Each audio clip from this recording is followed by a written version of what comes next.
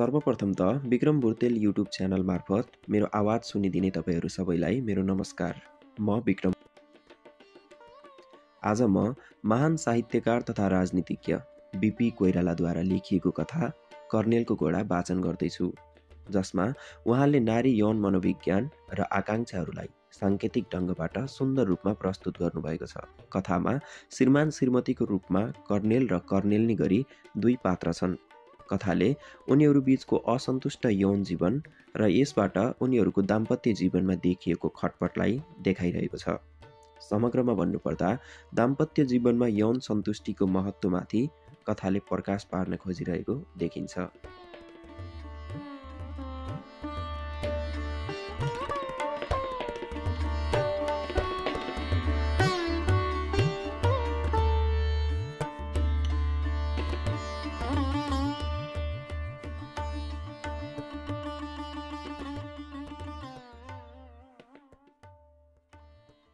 Kernel कर्नेलनीलाई असाध्यै माया गर्थे। बुढेसकालमा बिहे गरेकी तरुणी स्वास्नीलाई कसले माया गर्दैन र? तर कर्नेलनीलाई 45 वर्षको कर्नेलले गरेको मायाले पुग्दैनथ्यो। कर्नेलनी थिइन् जम्मा 19 वर्षकी। जहिले पनि बाहिरबाट घर फर्किँदा दुलहीलाई सुखी पार्न केही न केही नयाँ कुरा किनेर ल्याउँथे कर्नेल। साडी, पाउडर, लाली, चुरा, इरिङ इत्यादि। तर तिनकी दुलहीको मन कहिले पनि दुलहातिर फर्केन। दुलहाले सुखी पार्न मायाले किनी ल्याएको मालमत्ताले भरिएको कोठामा एक्लै बसी कर्नेलनी आँसु खसाल्थिन्। कत्रो आशा र उमङ्ग लिएर तिनले दुलहाको घरमा पहिलो दिन पाइला टेकेकी थिइन्। कत्रो सुख पाइएला भनेर तिनले आशा गरेकी थिइन्। कर्नेलनी यी सबै पहिलेका कुरा विचार गर्थिन् र बिस्तार बिस्तार रुन्थिन्। बिहे हुनुभन्दा पहिले छिमेकीको एउटा युवकले तिनलाई प्रेमको निम्ता दिएको थियो। राम्रो थियो। त्यो युवक हिष्टपुष्ट थियो। त्यसको बाहु बलियो थियो। रहर राख्दो थियो त्यसको शरीर। यो कुरा सम्झिँदा तिनलाई अहिले पनि श्रृङ्ग हुन्छ। तर त्यस बखतमा आफ्नो भविष्यमा पाउने दुलहाको मिठो कल्पना गरेर त्यो युवकको निम्तालाई तिनले अस्वीकार गरिन्। अब छिनछिनमा त्यो युवकको सम्झना हुन्छ। त्यसको बलिष्ठ भुजाको ध्यान मनमा आउँछ। त्यसको बाहुको शक्तिको अनुभव गर्न पाउने अब तिनलाई रहर मात्र रह्यो। तिनले आत्तिएर कोठाका चारैतिर हेरिन्। कोठाका मालमत्ताहरू तिनको खिसी गरिरहेका जस्ता थिए। आफूलाई सुखी पार्न ल्याएको मालले घेरिएकी तिनी बन्दनी जस्ती थिइन्। त्यही बेलामा किनेको माललाई कुनै काखी च्यापी कुनै हातैमा झुन्ड्याई कर्नेल कोठाभित्र पसे। हेर मेरो प्राण, के किनेर ल्याएको छु? कर्नेलले मालको थुप्रो तिनको अगाडि राखेर भने। कर्नेलले उत्साहहीन दृष्टिले एकचोटि कर्नेललाई र एकचोटि मालमत्तालाई हेरिन्। मैले कतिचोटि हजुरलाई भने मलाई यी सब मालमत्ता चाहिँदैनन्। व्यर्थ हजुर किन पैसा फ्याँक्नुहुन्छ? कर्नेलले आँसु पुस्दै भनिन्। कर्नेलले मायाले सोधे, तिमी किन सधैँ चिन्तित बस्छौ? तिम्रो त अहिले लाउने खाने उमेर छ। तिमीलाई के को तकलिफ छ? मलाई भन। कर्नेलले उत्तर दिनु व्यर्थ ठानिन्। तिनको कष्ट कर्नेल बुझ्दैनन्। 19 वर्षकी युवतीको मनको भाव 45 वर्षको दुलहाले बुझ्दैन। कर्नेलले चुप लागेर बसिरहेकी दुलहीलाई मायाले उचाले। भर्खरै विचार गरेको दुःखद भावनाहरूलाई बिर्सिन्। दुलहाको उमेरलाई बिर्सेर उनले आफ्नो शरीरलाई दुलहामाथि फ्याँकिन्। कर्नेलले तिनको भार थाम्न नसकेर तिनी पछारिए। दुलहीको सारा स्वप्नको तार एक्कासी चुडियो। दुलहीलाई उठाउने प्रयत्नमा बल गर्दा स्वाँ स्वाँ गरिरहेका र पछारिएका दुलहालाई कर्नेलले एकचोटि घृणाको दृष्टिले हेरिन्। त्यस दिनदेखि कर्नेलनीका मनमा आफ्नो दुलहाप्रति महान तिरस्कारको भाव उदय भयो। एक दिन कर्नेल र कर्नेलनी आफ्नो हाताको निरीक्षण गरिरहेका थिए। कर्नेलले विदेशबाट झिकाई 5 वटा गाई पालेका थिए। गोठ घरमा धेरै बेरसम्म तिनी गाईबस्तुहरूको निरीक्षण गरिरहे। गोठसँगै जोडिएको तबेला थियो। घोडाले हिँडिनाएको स्वर कर्णेलनीले सुनिन् र सोधिन्, हजुरले घोडा पनि पालेको छ?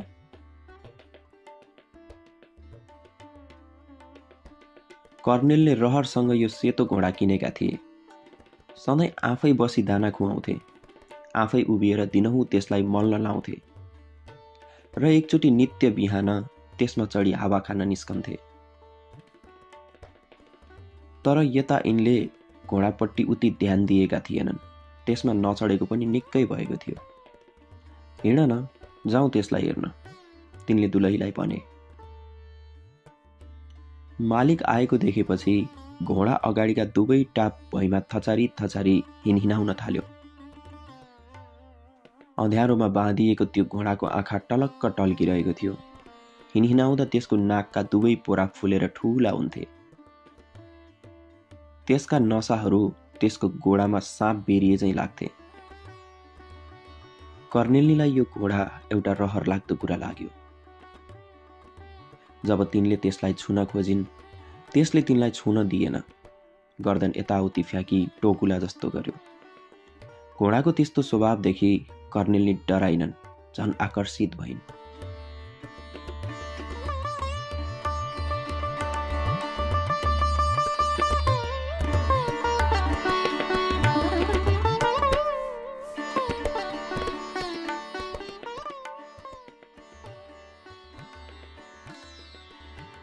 यस्तो बलियो घोडा रहेछ, यसको हेरविचार राम्ररी पुग्दैन क्या र, तिनले भनिन्।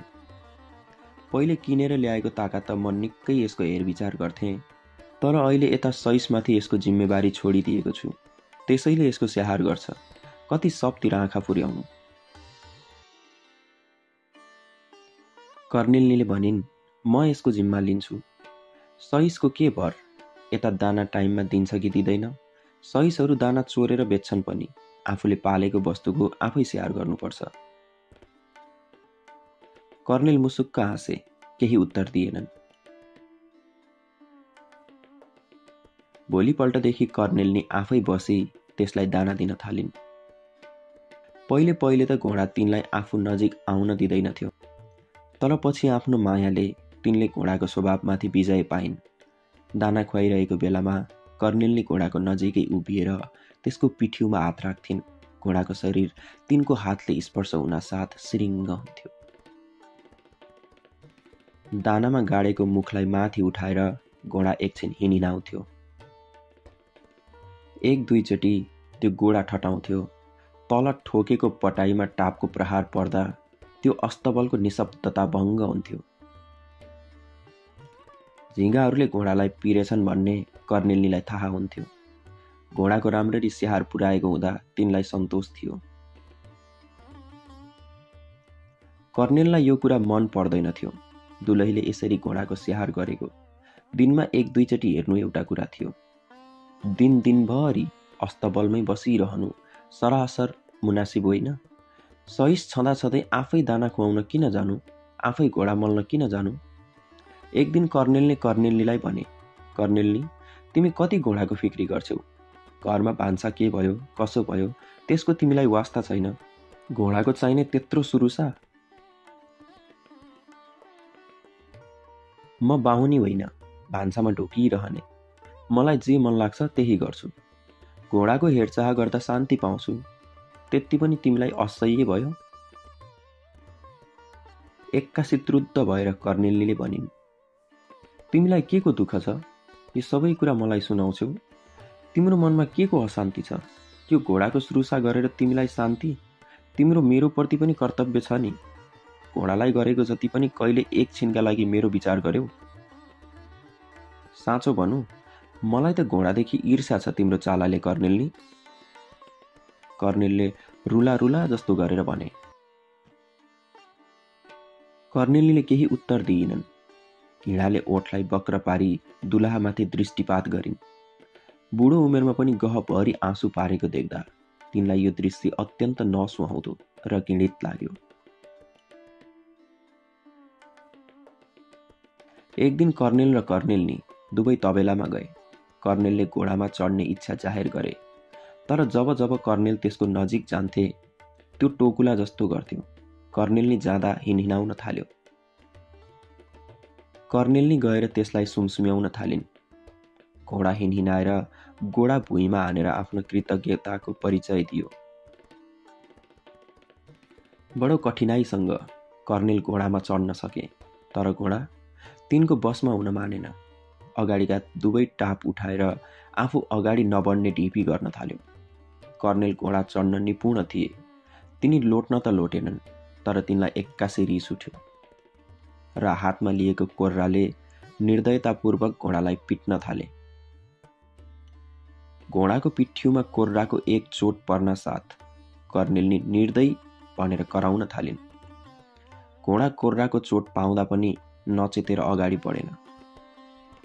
कर्नेल सटासट आँखा चिम्लेर त्यसमाथि कोर्रा बर्साइरहेका थिए। घोडाले पछिल्तिरका दुवै गोडा फ्याँक्यो। घोडालाई पिट्न व्यस्त हुँदा लगाम तिनको काबुमा थिएन र तिनी उदोमुन्टो भई भुइँमा खसे। तबसम्म कर्नेल नि घोडासम्म पुगिसकेकी थिइन्। धुलोमा लटपटिएको दुलाहापट्टि ध्यानै नदिएर तिनी घोडाको आङ सुमसुम्याउन थालिन्। घोडाको नाकका पोरा त्रोधले फुलेका थिए। तिनबाट पानी मिसिएको श्वास बगिरहेको थियो। घोडाले विजय पायो। शत्रु पराजित भएर भुइँमा पछारिएको थियो। घोडाको शक्तिको विषयमा कर्नेलीलाई केही शङ्का थिएन। घोडा तिनको लागि एउटा घमण्डको कुरा थियो। मायाले तिनले आफ्नो गाला घोडाको आयालले छोपिएको गर्दनमा राखिन्। तिनलाई पनि घोडा चढ्ने इच्छा भयो र रिकाबमा घोडा राखी सुरुक्क घोडाको पिठ्यूमा पुगिन्। दुलाहा भुइँमा पछारिएकै थिए। आफू घोडामाथि चढी उनी महान सुखको अनुभव गर्न थालिन्।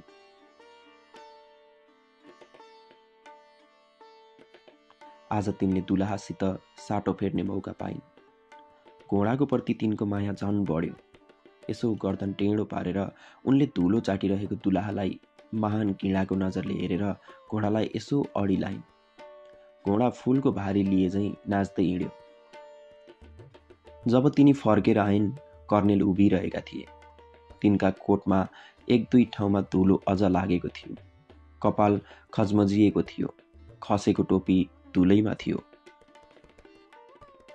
कर्नेलको नजिकै घोडा उभ्याएर कर्नेलले बुटलुक्क ओर्लिन्।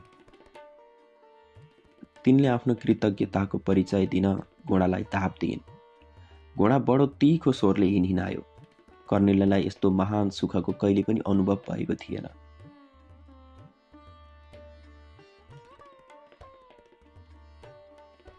त्यही बखतमा ड्वाङ्ग ड्वाङ्ग पेस्तोलका दुई शब्दको आवाज सुनियो।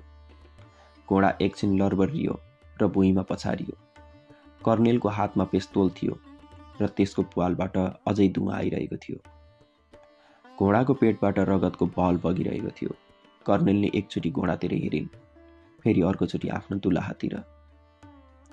हेर्दा हेर्दै तिनको अनुहार चाउरी परेर विकृत भयो। दुवै हातले मुख छोपेर तिनी भुइँमा पछारिन्।